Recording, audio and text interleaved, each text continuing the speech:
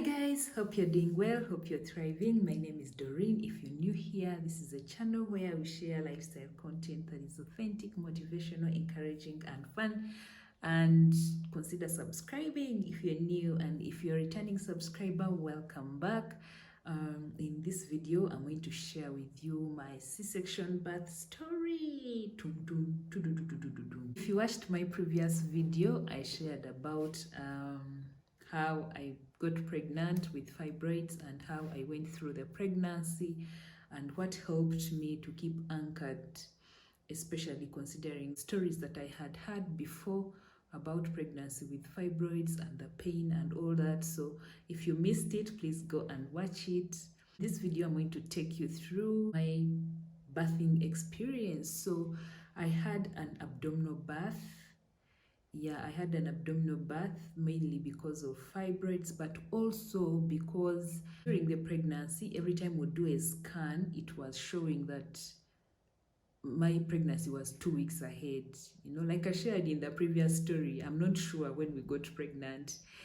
So the time we went for antenatal the first time, and then we're trying to gauge the weeks and all that with the doctor, we did not conclude, so every time you would check and measure the fetus and all that, it would show that it is 2 weeks ahead of the time that I had told her. Or like when you measure, those pregnancy measurements, so they measure the bones and all to determine the number of weeks that the baby has.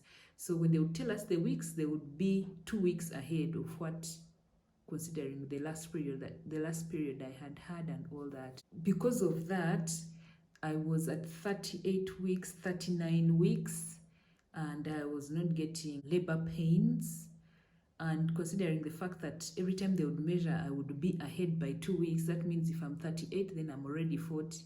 I was using What to Expect, that app called What to Expect, to track my pregnancy. So every time would measure, like the doctor would tell me I'm 2 weeks ahead of the weeks that What to Expect was showing, considering the time that I had last had my pregnancy. Okay, sorry, I've overgone around that. So that means that by week 39, if you add the 2 weeks, that means I was already 41.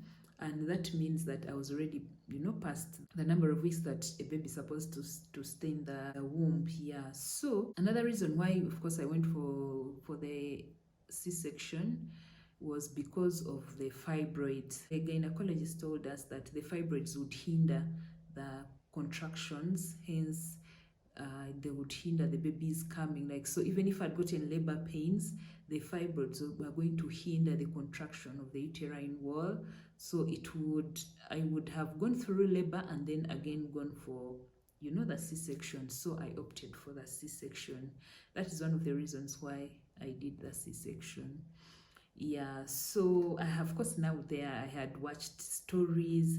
There's a video. There's a lady on YouTube who shared a real raw birth story of a C-section, of how they make a small incision and tear, your skin to reveal all those layers so that the baby can come out. So I had watched that thing before.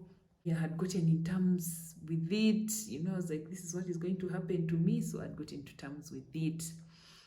So, and very many other people had shared their C-section stories. Some had horrible stories, of course, others had positive stories. So I decided to bank and focus on the positive ones and tell God that if you did it for the other ones, I know you can also do it for me. So we went to hospital that day, that morning. I asked the gynecologist if we could go to hospital the day before so that we can settle in and all. He told me that since you stay near, you can just come. You can come on that day, and then we go through with the C-section. So we had set on 15th of that month when I gave birth, but the last antenatal that we went for, which was 1 week before I gave birth, it again showed the 2 weeks and time was running out. So we had said the 15th, we had said we brought it now back to 10th. So I gave birth on 10th of that month. So that we went that morning. The gyna asked me, can you come early? Can you be here by 7 so that like 7:45, 7:30 we start and all that. I told him yes, so I could come. So meanwhile, the guy I told you about in the previous video now this is a different one. And I want to thank my friend Stella who connected me to this one where I'm staying here in Mbarara. So I got a guy who was here in Mbarara.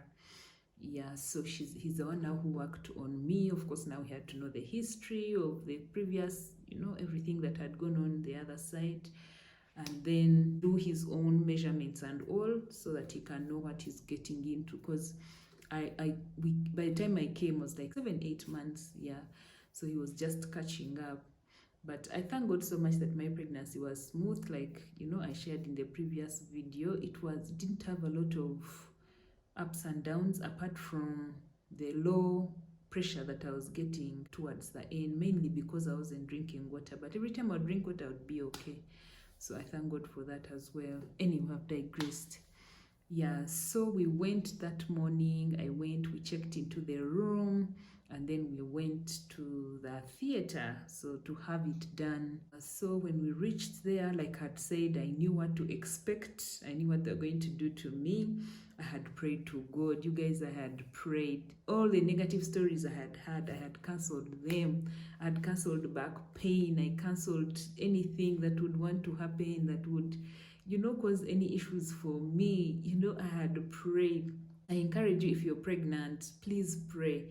And if you have a pregnant friend, please pray for them and pray with them. Because sometimes they're in that hormone zone that sometimes doesn't allow them to pray. So if you have a friend who is pregnant, please include them in your prayers. Pray for them. I thank each and every one of you, my friends who prayed for me. I'm really grateful to God for that. Yeah, so they cut and they, tore and they removed the baby and all that, and then they sewed me back. We went out of the theater and came home. So the first thing that I asked the doctor asked the gyna when the baby came out, I was like, is it a boy or a girl? Because I had seen so many stories, so many videos of people who had, they were using their signs and symptoms and things that they're going through to gauge whether they're having a boy or a girl. And most especially, I was pregnant at around the same time with Ginny Mai. I don't know if any of you follows Ginny Mai. She's a host on The Real. It was a daytime television. It actually ended recently. Yeah, and Ginny Mai used to go through those things of, how in her videos people are saying whether it's a boy or a girl, and all the symptoms were pointing to a boy. Yet when you go for the scan, they tell you it's a girl. So even when I was shopping, like I really tried, to shop neutral things so that in case it's a boy or a girl, they can, use the same things. Yeah, so when the baby came out like this and cried, I asked the doctors, like, is it a boy or a girl? That was the only thing I wanted to know. Some people want to know if the baby looks like them and all that. Me, I just wanted to know, to confirm the gender of my baby. The experience was smooth, it was okay. Of course, during surgery, they numb the lower part of the body. That's the injection that they give in the back. After I'd become numb, we prayed. Only the lower part was numb. And I thank God for the team that worked on me. I gave birth at Divine Mercy Hospital in Mbarara. I thank God for the team that worked on me because they were very prayerful.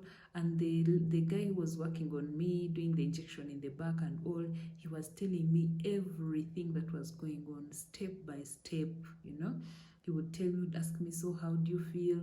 If you feel like this, let me know. Have you yet felt like that? Are you feeling anything? Like, the guy was on my case, asking me each and every time how I'm feeling, the symptoms that maybe they had seen before, if they could come, he would ask me. And I'm so grateful to God for that because, I went the whole journey. They were telling me what was going on. They're like, now we are going to cut, and they cut, and then, now let's push the baby out, and then the baby came out. Now we are doing this and this. Like, every step of the way, they were telling me. Of course, I was awake the upper side, just that I was numb in the lower side. So I didn't feel anything on the lower side. Of course, as they were doing whatever they were doing, I didn't feel anything. I just saw my baby there. Yeah, and I'm grateful to God for the team that worked on me. So that was the theater part. And of course, now we went, we went to the room where we were staying. Now, you guys, that is where the drama started. Okay, not the drama. Yeah, so after of course giving birth and all, they weighed the baby, they cleaned the baby. My husband was there with me in theater, so he was taking care of the baby as they were finishing closing me up and all. So we went back to the room. So in the room, of course, you're not supposed to eat. If you've gone through surgery, you're not supposed to eat for some time. And good enough, I was not even hungry. My pregnancy took away all the appetite, and I pray and hope that it continues to go. The weight that I'd been struggling to lose, I lost it during my pregnancy, and even now, right now, I'm at my ideal weight of 65 kilograms. It had struggled so much to lose that weight from 70 downwards. Yes, I'm grateful to God for that. And I keep praying to God. I'm like, God, I want to keep this weight. I don't want to increase. I don't want to grow fat. What? Yeah, but I'm grateful to God for that. Yeah, so after that, when we're in the room, now that is was it after like one day?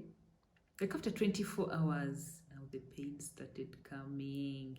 Pain from where they had cut. First and foremost, when they cut your abdomen, like the upper part from the lower part. That means they have also cut the nerves. So there's numbness, there's numbness on the lower part and on the upper part.